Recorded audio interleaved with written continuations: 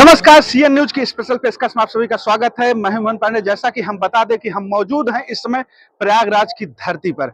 महाकुंभ चल रहा है जो है, और हमारे बीच में जो है डॉक्टर रामानंद जी महाराज जी मौजूद हैं। पहला स्नान हो चुका है जिसको कहते हैं कि अमृत स्नान, और दूसरा जो अमृत स्नान रहेगा वो 29 तारीख को होने वाला है। हमारे बीच में डॉक्टर रामानंद जी मौजूद हैं। क्या कहेंगे गुरु जी, किस प्रकार से अब इस बार तैयारियां हैं कुंभ की? महेंद्र मणि जी, कल राजस स्नान का द्वितीय पर्व है और ये इस 144 वर्ष के बाद जो ये हो रहा है महाकुंभ, ये पूर्ण कुंभ जिसकी संज्ञा दी गई है बड़े बड़े महात्माओं के द्वारा, उसका ये सबसे बड़ा पर्व कल है।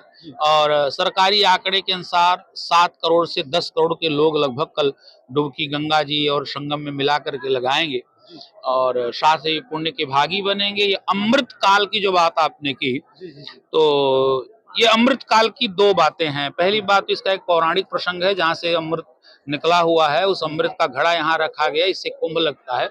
और दूसरा, ज्योतिष शास्त्र के अनुसार ग्रह नक्षत्रों की जो युति होती है उसे ही अमृत योग कहा गया, अमृत काल कहा गया है। और वो कल अमृत काल जो सबसे बड़ा वाला अमृत काल है वो कल उपस्थित होने वाला है। और कल हमारे देश विदेश कोने कोने से आए सभी श्रद्धालु जन जो सनातन धर्मावलंबी, जो सनातन धर्म को मानते हैं, वो सब लोग डुबकी लगाएंगे और पुण्य के भागी बनेंगे और साथ में ये जो आयोजन है इसको भी सफल बनाएंगे। अभी आपने कहा जो है कि जो दूसरा अमृत स्नान है जो सबसे बड़ा स्नान है, किस प्रकार सबसे बड़ा स्नान है? क्योंकि 4 5 6 स्नान होते हैं, इसमें ये दूसरा स्नान सबसे बड़ा कैसे है?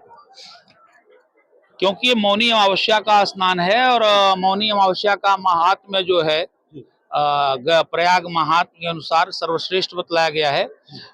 कुंभ की बात छोड़िए, साधारण मेले में भी यहाँ जो प्रयाग का मेला लगता है प्रतिवर्ष, यही एक ऐसी धरती है प्रयाग की जहाँ प्रतिवर्ष मेले का आयोजन होता है। बाकी जो उज्जैन नासिक आदि स्थान वहां तो 12 वर्षों के बाद ही आयोजन होता है। यहाँ प्रतिवर्ष माघ मेले का आयोजन होता है और हर 6 वर्ष पे अर्ध कुंभ और 12 वर्ष पे कुंभ का आयोजन होता है और 144 वर्ष बाद पूर्ण कुंभ है। तो प्रत्येक माघ में अमावस्या का महात्म्य सबसे ज्यादा है और अमावस्या का जो महात्म्य है वो माघ मास के अनुसार सर्वोपरि है, क्योंकि इस अमावस्या के तिथि पे ही बड़े बड़े राजा, देश देशांतर के राजा, सूर्यवंशी राजा, चंद्रवंशी राजाओं ने यहाँ पे स्नान किया था।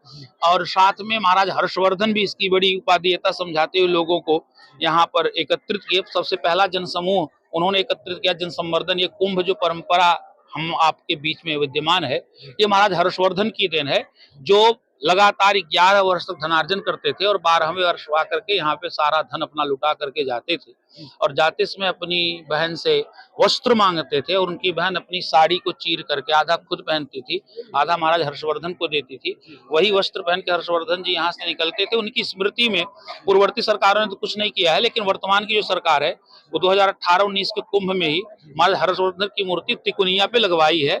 वो बड़ी भव्य मूर्ति है, वहां पे वो दृश्य आप देख सकते हैं। वो 2 तरह की मूर्तियां हो गई हैं, एक तिकोनिया पे है, एक सीएमपी चौराहे पे है।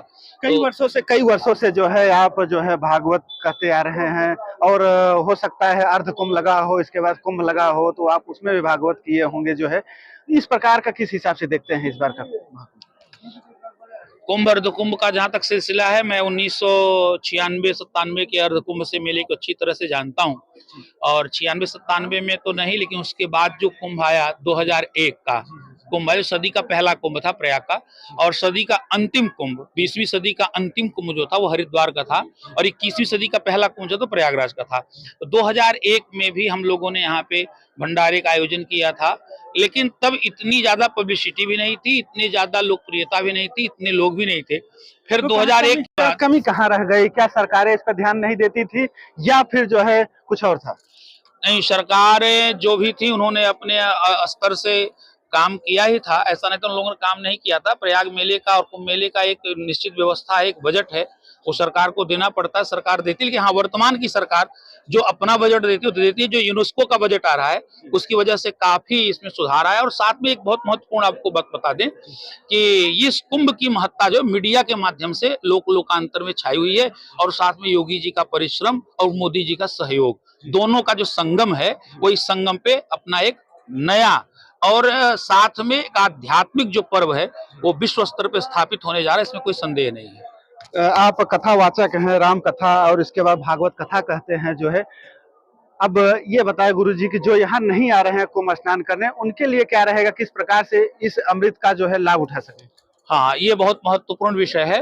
गंगा की महिमा को बतलाते समझाया गया है कि जो लोग यहाँ आ रहे हैं वो तो स्नान करेंगे ही, जो आए हैं वो भंडारा भी कर रहे हैं। जैसे हमारे भोलाराम अग्रवाल जी आए हैं, मेरे बगल में खड़े हैं, कोलकाता से आए हैं, और आपका संबंध यहाँ से 2001 से तो मैं अच्छी तरह से देख रहा हूँ कि आप प्रति कुंभ, अर्ध कुंभ, माघ में आते रहते हैं, पूरे परिवार से आते हैं, परिकर को लेके आते हैं। इस बार भी लगभग इनके परिवार के लगभग 40 से 50 सदस्य स्नान करके जा चुके हैं। लगभग 20 लोग अब भी वर्तमान में इस शिविर में रुके हुए हैं।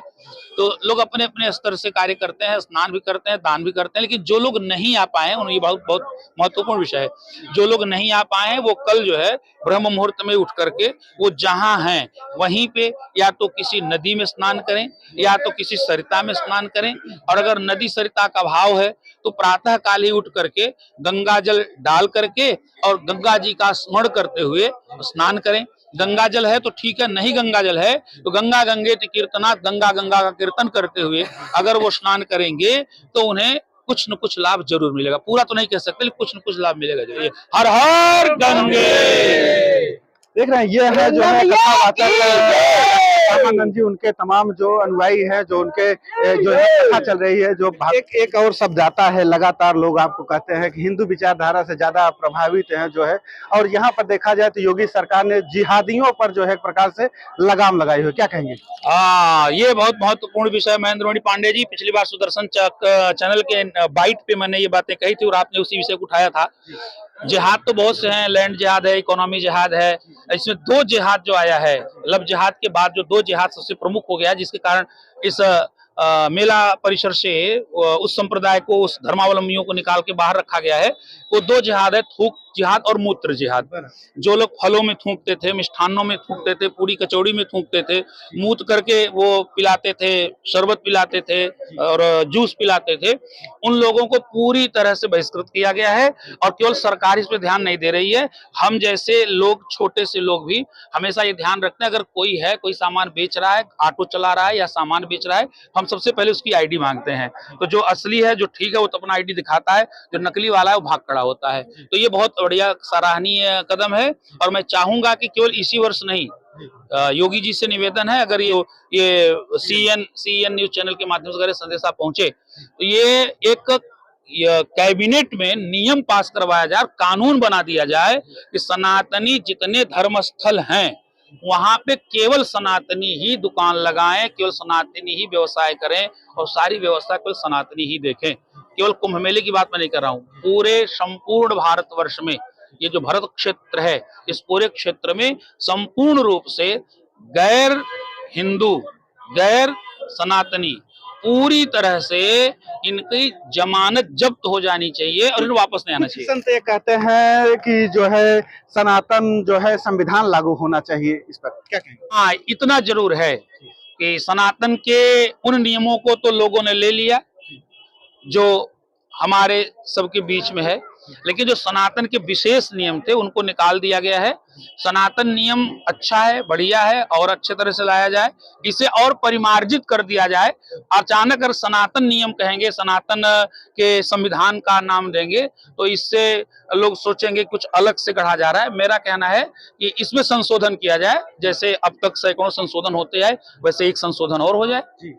ये है जो है कथावाचक पंडित डॉक्टर रामानंद जी, जिन्होंने सीधे तौर से बहुत सारी चीजें बताई, जो है मेले को लेकर किस प्रकार से पूजा किया जा सकता है, जो नहीं भक्त आ पा रहे हैं किस प्रकार से घर में जो है अगर कहीं दूर हैं तो वहां भी किस प्रकार से पूजा कर सकते हैं। कैमरा पर्सन दिनेश के साथ महेंद्र पांडे, प्रयागराज, उत्तर प्रदेश।